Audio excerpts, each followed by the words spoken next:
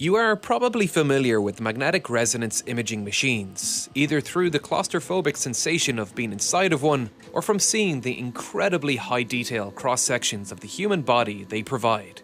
MRIs have completely changed how we view and understand our bodies. It has never been easier to visualize organs with such high detail. We can safely locate and identify tumors in the kidneys, brain, stomach, and pancreas. We can inject paramagnetic contrast agents into the bloodstream to locate blockages in the heart, allowing doctors to accurately implant life-saving stents to open blood vessels, a tiny keyhole surgery that patients can recover from quickly, where once dangerous open-heart surgery was the only option. Magnetic resonance imaging has truly changed the nature of medical diagnosis and treatment, a technology that seems straight out of a sci-fi novel. How they work is a complete mystery to most. To unlock the power of this machine, physicists and engineers first had to discover and master the principles of quantum physics, superconducting magnets, computer science, and mathematics. This is the insane engineering of magnetic resonance imaging. The clean, futuristic white facade of an MRI machine hides a world of complicated and marvelous engineering that you may not have ever considered. Prior to their introduction to medicine, we peered inside our bodies using harmful ionizing X-rays or low-detailed ultrasounds.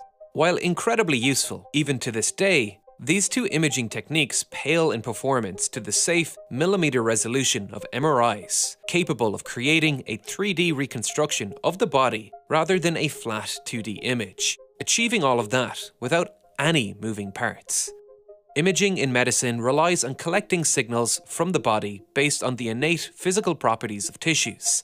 Ultrasound imaging relies on how sound waves bounce off tissues of different densities. X-rays form images based on the absorption of high-energy radiofrequency waves. Magnetic resonance imaging, however, relies on something far less intuitive: the quantum properties of the hydrogen atom. The human body is teeming with hydrogen atoms, located in water, carbohydrates, and proteins. To image the body, MRI machines exploit a quantum property of these hydrogen atoms, a property called spin. How it does this is a marvel of modern physics and engineering. Spin is an innate property of particles, just like mass and charge. Spin makes particles behave like tiny bar magnets. The proton inside the hydrogen nucleus behaves like a magnet. The orientation of its magnetic north is described probabilistically. Under normal circumstances, this probability is evenly distributed. This means the combined magnetic field of many hydrogen atoms cancels out. But this changes when the hydrogens are inserted into a large external magnetic field, just like the ones MRIs create. This changes the distribution of the tiny magnets, augmenting the number of atoms aligned with the external magnetic field. This imbalance is the source of the MRI signal. We can manipulate these tiny magnets to produce signals that can be processed into images. Once the atoms are aligned in the machine's incredibly strong magnetic field, the machine gives them a tiny nudge using a magnetic radio frequency pulse. This pulse comes from this set of coils inside the machine that sends pulses by simply applying an alternating current through its coils at a very specific frequency. This nudge misaligns these hydrogen bar magnets to shift their magnetic field perpendicularly to the large magnetic field the machine is creating. Naturally, the spins want to align their orientation back to their original position, aligning with the machine's magnetic field. But they don't fall back immediately. They decay in a spiraling motion. This decay causes a changing magnetic field, and by placing a coil of wire nearby, this changing magnetic field can induce currents that can be read as a clear signal. MRI machines can use the same coils to send the nudge pulses and to read the signal from the body. These coils are placed here as close to the patient as possible, but still inside the MRI tube. For higher contrast and resolution, some machines use separate coils to transmit pulses and to receive the signal. This allows the receiver coils, like these, to be placed much closer to the body, maximizing the strength of the signal. We can increase the number of hydrogens aligning with the external magnetic field by increasing the strength of the external magnetic field. In turn, the hydrogen magnet can induce a larger current as it spirals back. So, by simply increasing the strength of the MRI's field, we increase the strength of the signal collected and therefore improve the image quality. Common MRI field strengths are 1.5 to 3 Tesla, around 300,000 times stronger than the Earth's magnetic field and 30,000 times stronger than your common fridge magnet. You absolutely do not want anything ferrous around these machines during operation. A field this strong can lift nearby wheelchairs straight off the ground. For research purposes, MRIs can produce even higher magnetic fields, up to 20 Teslas. Achieving this intense magnetic field comes as no easy feat. Early MRIs used permanent magnets as their source of the main magnetic field, but only reached strengths of 0.5 Tesla, limiting the resolution of the machines. Electromagnets can be used to reach stronger magnetic fields, but standard electromagnets can't produce a 1.5 Tesla field. Higher magnetic fields require higher electric currents that would melt ordinary wires. To achieve larger currents in the wires, engineers required superconducting coils. Superconductors are another sci-fi technology. Temperature affects all metallic conductors, with resistance gradually lowering with temperature. But superconducting materials are special in that their resistance drops to zero at temperatures close to minus 273 degrees Celsius, or absolute zero. In theory, when this happens, an electric current could travel in a loop of superconducting material indefinitely, never needing a power source. In reality, this means that the main superconducting coil in MRIs does not consume any power directly. Rather, the main consumption of energy is just to keep the coil cooled down, so the current will travel endlessly, leaving the MRI magnet permanently on. The energy needed to run an MRI for a full year is equivalent to 25 four-person households, around 130,000 to 140,000 kilowatt hours per year. The most common superconducting material in MRIs is niobium titanium. The demand for high-resolution images is so large that 80% of all the niobium titanium we extract from the Earth goes into MRI machines. To achieve the incredibly low temperatures needed for superconductivity, we need a very cold refrigerant. Early MRI machines used to submerge their superconducting wires in a bath of liquid helium, pouring 1,000 liters of liquid helium at minus 269 degrees Celsius into the machine to cool the superconducting coil as close to absolute zero as possible. This evaporated the helium, allowing it to escape the machine as a gas, meaning early MRI machines required regular refillings of liquid helium. Even though helium is an incredibly common gas in the universe, it is so light that it can escape our atmosphere into space. We extract helium from underground gas caverns, where it accumulated as a byproduct of uranium and thorium radioactive decay. But once we allow the helium to escape into the atmosphere, it is gone for good, floating to the top of our atmosphere and gradually being blown into space by solar winds. We will eventually run out of natural helium. This method of cooling was costly and unsustainable, costing up to $26,000 per year in helium refills. To avoid this refilling problem, modern MRI machines use a vacuum-sealed chamber that holds the liquid helium without letting it evaporate. This eliminates the need for refilling and minimizes the cost of operation. These so-called zero boil-off machines are now the norm in MRI technology. They use an electric refrigerant cycle like the one in your fridge, but on steroids. This cycle keeps the helium in its liquid phase and keeps the magnets cool enough to maintain them in their superconducting state.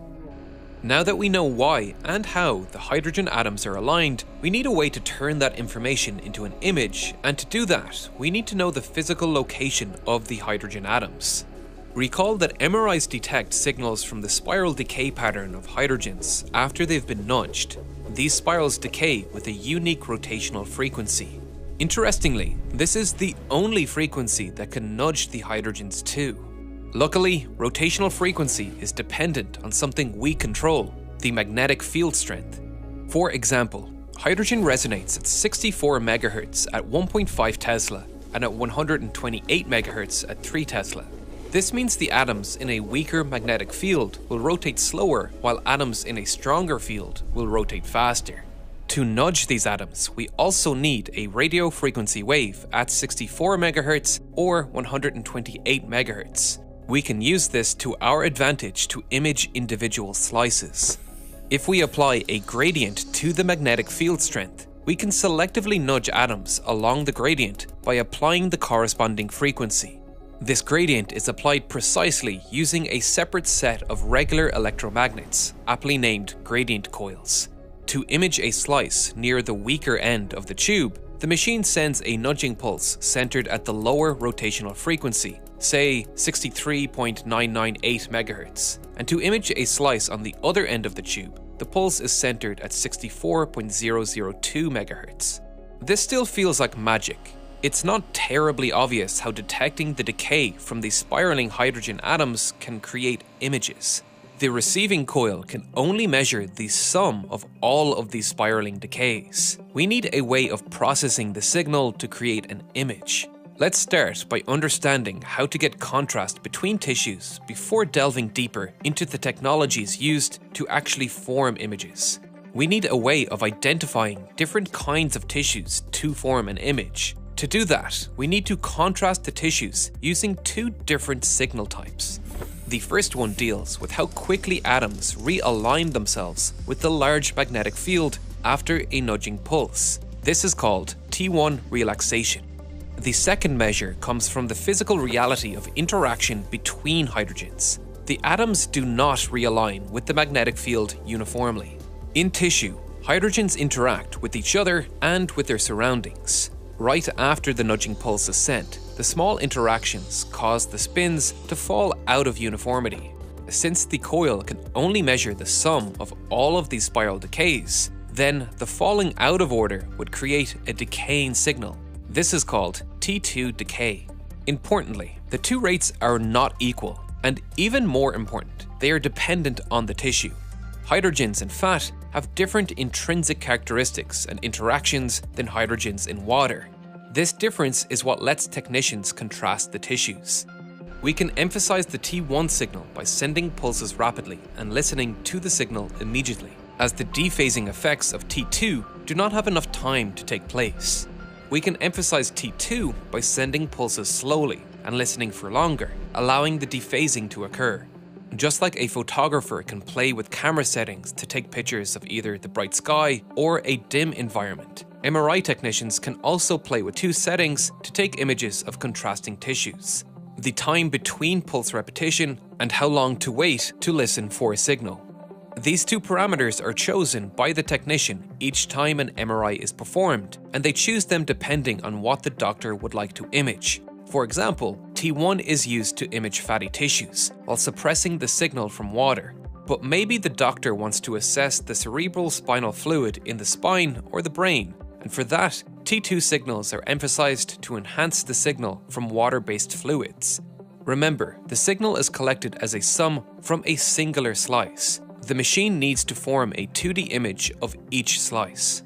There is one extra layer of complexity, since the receiver coil can only measure the sum of the signals from all the decaying hydrogens in the slice. This is yet another story where old mathematic discoveries guide modern technology. In 1822, Joseph Fourier created a mathematical framework that deconstructs complex waves into simple additions of simpler waves. This framework can be extended to 2D grayscale geometries, just like a musical melody can be simplified into additions of simpler notes.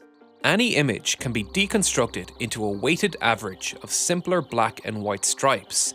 This is what MRIs use to create images. Instead of sampling individual pixels, MRIs sample different striped patterns. In reality, what does this mean for the spinning hydrogens? What is the physical representation of these patterns? It is easier if we imagine the slice as a grid of rotating hydrogens, where we color the phase of the atoms in grayscale.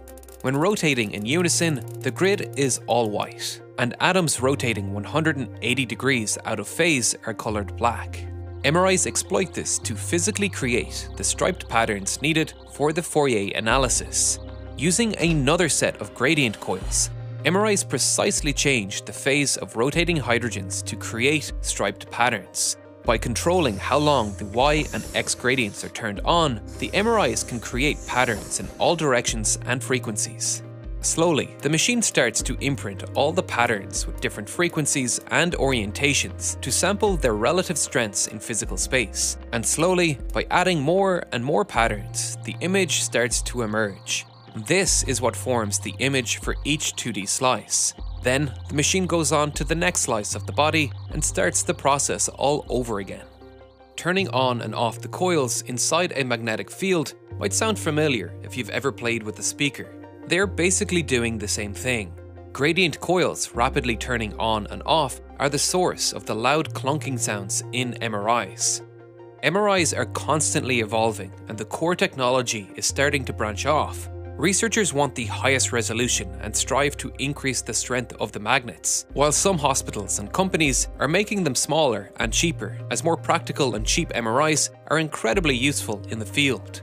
It's hard to fathom the complexity of all these systems, from superconducting wires to vacuum-sealed helium reserves to rapidly changing magnetic gradients. And it's even more incredible to think of the first people who figured out how to combine these technologies together to peer into our bodies.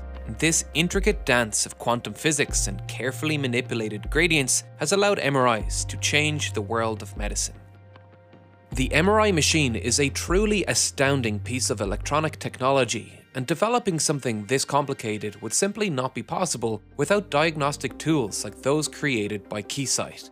Keysight put the very best electronic measurement and testing tools into engineers' hands, and are holding another virtual event for engineers on May 16th.